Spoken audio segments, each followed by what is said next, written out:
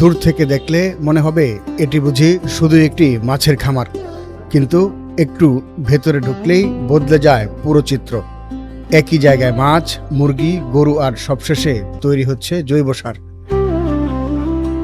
একটি খাতের বর্জ্য যাচ্ছে অন্য খাতে, আর সেখান থেকেই তৈরি হচ্ছে নতুন উৎপাদন। কিশোরগঞ্জের পাকুন্দিয়ার চরটিকি গ্রামের এই খামারটির নাম MM এগ্রো। এর উদ্যোক্তা ইখতিয়ার উদ্দিন আহমেদ মুন্না। তবে এই গল্পের শুরুটা খামার থেকে নয়, শুরু হয়েছিল একটি চাকরি থেকে। বুকিং দিন city convention hall, Alamgir Hossain city, গাইডাল, কিশোরগঞ্জ। ব্যাংকের চাকরি ছেড়ে নিজের জমানো পুঁজি নিয়ে তিনি ফিরে আসেন গ্রামে। সফল হতে ঘুরেছেন দেশের বিভিন্ন প্রান্তের কৃষি খামারে। তারপর গড়ে তুলেছেন নিজের সমন্বিত কৃষি খামার। 2 বছর পর এখন সফলতার স্বপ্নটা অনেকটাই বাস্তব। খামারে রয়েছে 4টি আধুনিক ফিশারি। বিভিন্ন প্রজাতির মাছ চাষের পাশাপাশি চলছে প্রায় 2000 ফার্মি মুরগির পালন। আছে ষাঁড় গরু মোটাতাজাকরণ। গরুর খাবারের জন্য খামারেই চাষ করা হচ্ছে ঘাস। আর এই পুরো ব্যবস্থার সবচেয়ে গুরুত্বপূর্ণ অংশ ভার্মি কম্পোস্ট। গবাদি পশুর বর্জ্য ও জৈব উপাদান ব্যবহার করে তৈরি হচ্ছে পরিবেশ বান্ধব সার।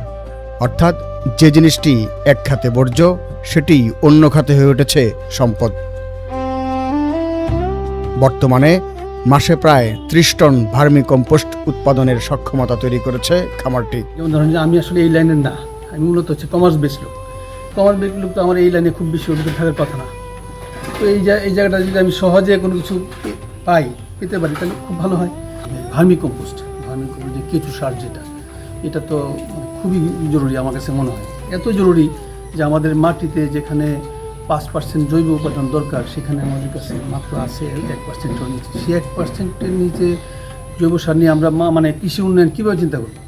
আমরা রাসায়নিক সার ব্যবহার করে একটা শেষ করে দিচ্ছি মাটিটাকে। ইভেন ওই যে ফসলের যে টেস্ট, সেই টেস্ট আপনি ওই যে রাসায়নিক সারের মাধ্যমে পাচ্ছেন না। কিন্তু জৈব সার যেটা বা ভার্মি কম্পোস্ট কেঁচু সার যেটা, সেইটা দিয়ে উৎপাদন করলে সবগুলো একদম এগুলো টেস্ট অন্যরকম, চেহারা অন্যরকম, এবং একটা হচ্ছে অর্গানিক, মানসম্মত, স্বাস্থ্যসম্মত। শুধু নিজের ভাগ্য বদল নয়, ইখতিয়ারের এই উদ্যোগে কাজ করছেন এলাকার বেশ কয়েকজন বেকার যুবক। কেউ মাছের পরিচর্যা করছেন, কেউ গরু মুরগির দেখভাল করছেন, আবার কেউ ব্যস্ত ভার্মি কম্পোস্ট তৈরিতে। ফলে একটি খামার ধীরে ধীরে হয়ে উঠেছে কর্মসংস্থানের একটি ঠিকানা। শিক্ষাগত যোগ্যতার দিক দিয়ে সে একজন BCS ক্যাডার ছিল এবং ব্যাংকের বড় কর্মকর্তা ছিল। তার পাশাপাশি ওইগুলো সে বাদ দিয়ে সে এখানে আমাদের এলাকার উন্নয়নের জন্য আমরা তাকে সাধুবাদ জানাই। আমি নিজে কাজ করার পরে আমার ফ্যামিলি নিয়ে আমি চলতে পারতেছি ভালো। সেনাবাদে চাকরি করছি, রিটায়ার্ড করছি 2015 সালে।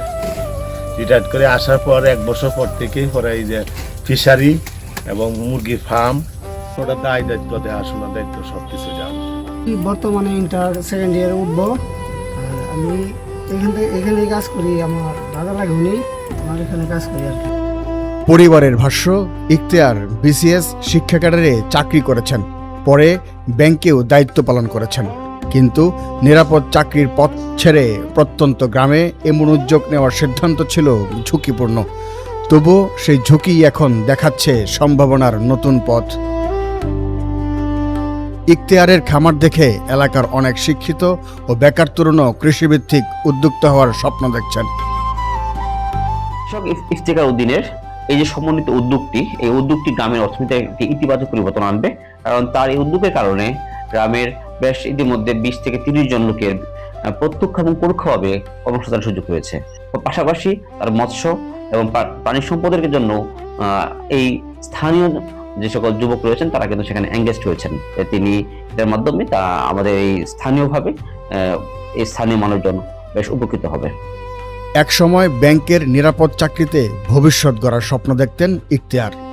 এখন সেই স্বপ্নের ঠিকানা পাকুন্দিয়ার মাটিতে। মাছ, মুরগি, গরু আর জৈব সার সবকিছুকে এক সুতোয় বেঁধে তিনি শুধু একটি খামারি গড়ে তুলছেন না, দেখাচ্ছেন গ্রামেই তৈরি হতে পারে টেকসই কর্মসংস্থান ও স্বাবলম্বিতার নতুন মডেল। এখন অপেক্ষা এই ছোট উদ্যোগ কতদূর ছড়িয়ে দেয় বড় স্বপ্নের বীজ। News desk, Kishoreganj press.